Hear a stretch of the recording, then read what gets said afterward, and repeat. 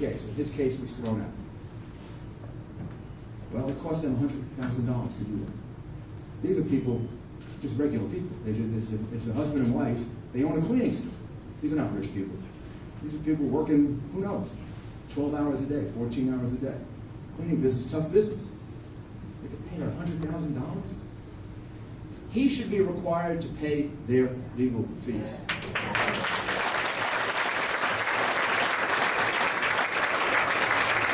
That's called loser pays. And that should be at the core of how we reform our laws. We also should put a cap on damages so that people can get their economic damages. The man should get what the pants were worth. That's the fair thing. Maybe the pants are worth $100. Maybe they're worth $200. I don't know. Maybe he has $1,000 pants. So he should get that. He bought the pants. He can go back to where he bought it, get a receipt, show us how much they're worth. He should get the value of the pants. Maybe he should get a little bit more money for his inconvenience. That's a fair system. What he's trying to do is a system that really involves defrauding people, taking advantage of people, and abusing people. And America shouldn't be like that. That's just plain wrong. This is an America that's being run for the benefit of lawyers rather than for the benefit of people. Only people who benefit from this are him, if he gets that $54 million, and the lawyer who gets a third of it. So we put a cap on damages, $250,000, no more than that for non-economic damages. Texas just did that. Today, the governor of Texas endorsed it.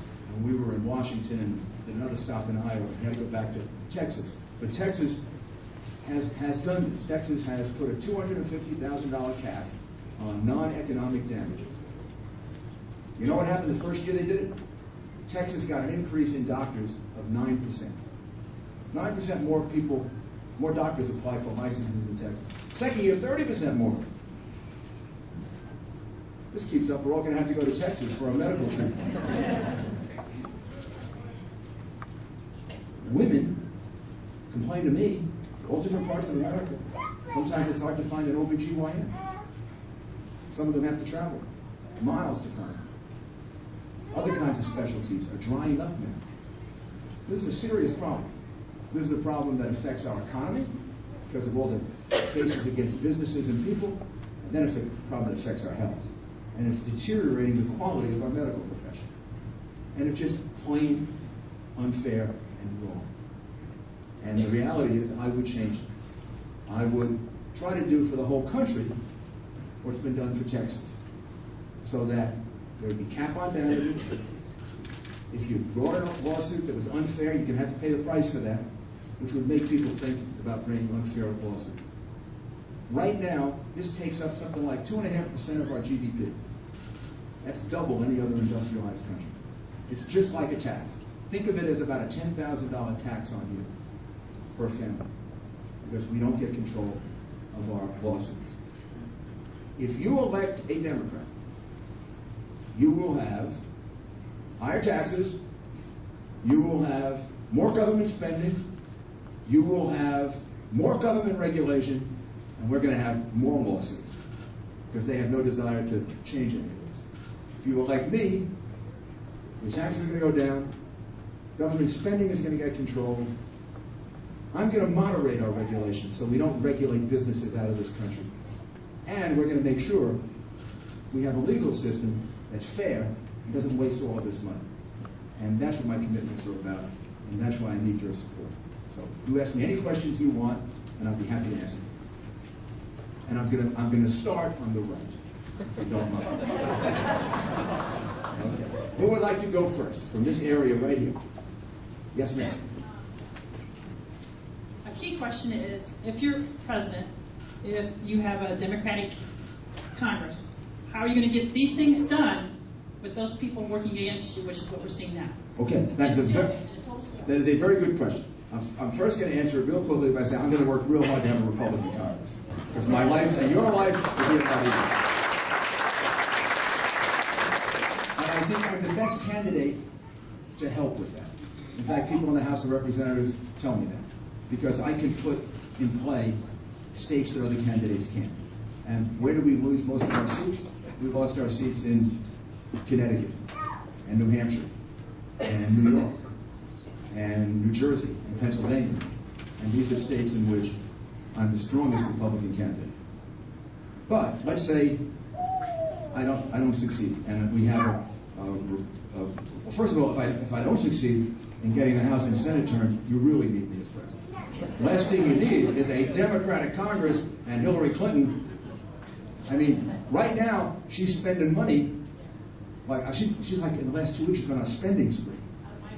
Oh yeah, I mean she's been doing baby bonds and 401ks and tuition giveaways, and I mean, she's got a new one today. I can't even follow it anymore. I'm running out of room on my calculator. But if she has a Democratic Congress, I mean, your money's going out.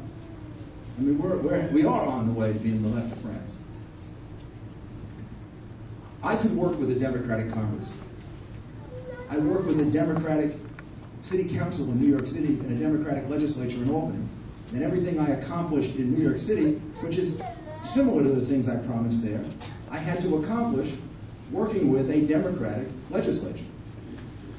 The City Council of New York City was 45 Democrats and 6 Republicans. It didn't have too many allies.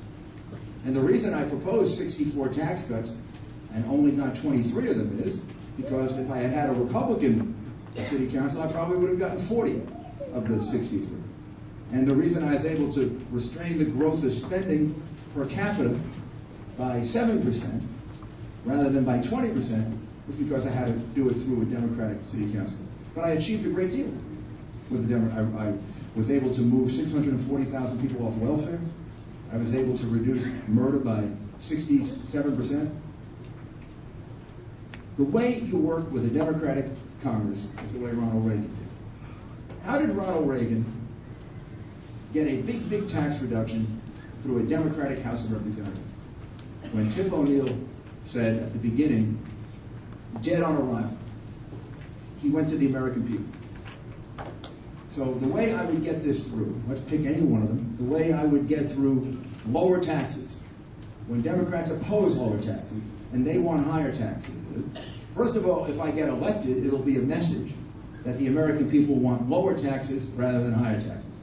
Politicians pay attention to messages like that. The second thing you do is you go into the key districts where you have opponents that are on the fence, and you convince the public that we should have tax cuts because it's to their benefit. They're going to have more money in their pocket. There'll be more jobs. The way I got all those tax cuts in New York City was I did one small tax cut, the hotel occupancy tax. I convinced the city council, Democrats, and the state legislature that included a lot of Democrats, they should cut the hotel occupancy tax. I got the hotel industry to help me do that. We cut it about 34%. Within a short period of time, we were collecting $100 million more from the lower tax than from the higher tax. And I made up a chart to show tax goes down, revenues go up. And I walked around with that chart for 7 years. It was real hard to ever see me without having that chart in your face. And I went to Democratic legislatures, and I went to town hall meetings, and I showed people, see what I did with the hotel occupancy tax? Let me do the same thing with the sales tax. I can do this, believe me, trust me. I did it with the hotel. I can reduce the sales tax you pay, and I'm going to get more, I'm going to make money on it. And we worked at it, we proved it, we got public support for it. I had some very strong allies, Democrats on the city council, who were aligned with me, including the speaker, although originally not a majority. So I was able to accomplish it, and that's the way you do those things. We're a democracy. Too often, the whole thing is thought of as the president and Congress. The president has to try to have good relations with Congress, and Congress should try to have good relations with the president. But it's not all about just the president and the Congress. There's a big intervening force here that sometimes doesn't get used. And Ronald Reagan knew how to use it the best. It's called the people. And who do politicians listen to more than anything else? The people who vote for them. So if all of a sudden the people who vote for them want lower taxes, or less government spending, or a program in effect, or a program taken out of effect, then you can get their support. And that's the way I would do it. Sure, perfect example. Perfect example. The president and Congress wanted to do that big reform of immigration. People felt that was too similar to what happened